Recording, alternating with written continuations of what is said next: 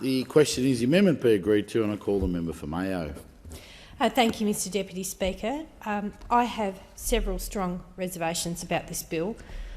More than any other bill, this bill exemplifies the nanny state that this government pretends it has not become. Restricting people's ability to purchase products with cash and forcing them to use banks or other financial intermediaries for purchases over $10,000 is an unreasonable restriction on their personal freedoms. I know that cash can be a vehicle for money laundering, but it is grossly unfair to label everyone who pays in cash as a criminal. I know that the government has a role to be diligent against money laundering, but this has not stopped them from political inaction on the allegations of money laundering levelled at Crown Casino. And the government was remarkably low-key in its commentary when the Commonwealth Bank of Australia was found to have failed to report more than 53,000 transactions of $10,000 or more through its supposedly intelligent depositing machines. And that for a period of 3 years, the Commonwealth Bank also failed to do its required red flag checks on transactions on over 750,000 bank accounts. Now, let's be clear.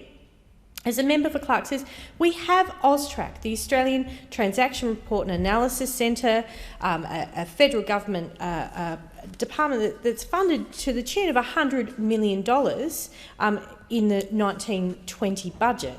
Now, they are there purely to track money laundering. They are there purely to look at criminal transactions related to money. And as the member for Clark says, what is happening with AUSTRAC? What is happening on the topic of banks?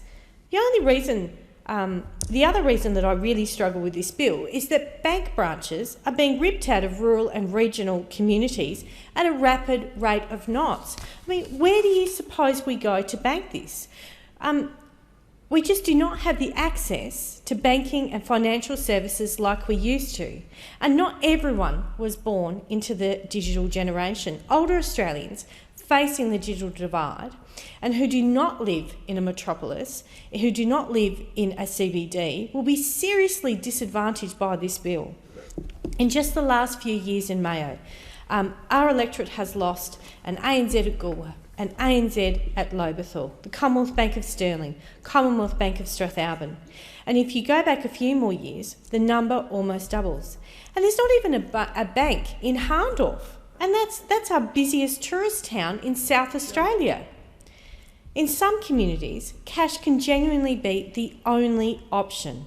How many elderly people who sell their second-hand car will have an EFTPOS machine and a Wi-Fi connection able to do the transaction? We're just not serious. I mean, clearly, nobody from the government side's attended a clearing sale lately.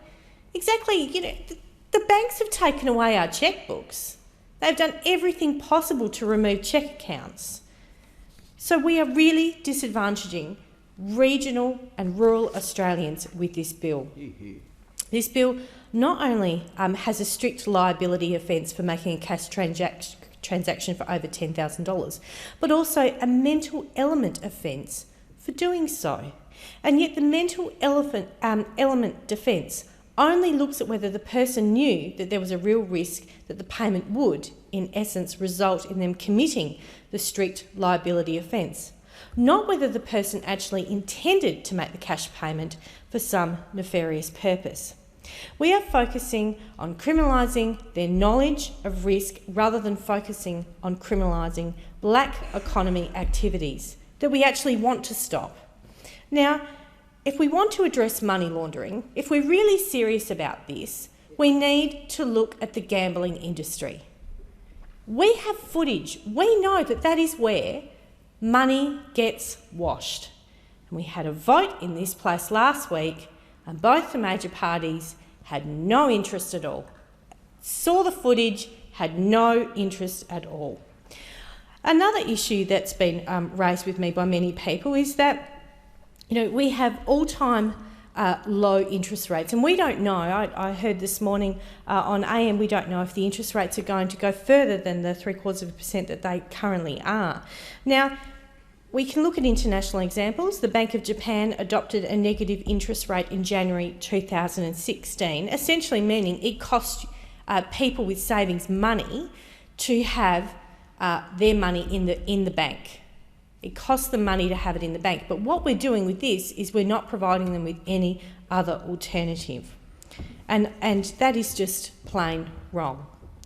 And so while Centre Alliance will reserve its position in the Senate until the Senate inquiry into the bill concludes, on the basis of the information currently available and the level of concern, very real concern in my community, particularly from older members of my community, about this bill, knowing that I am truly representing a regional and rural community where the banks have left us, I cannot support this bill in the House. Thank you. I thank the member for Mayo.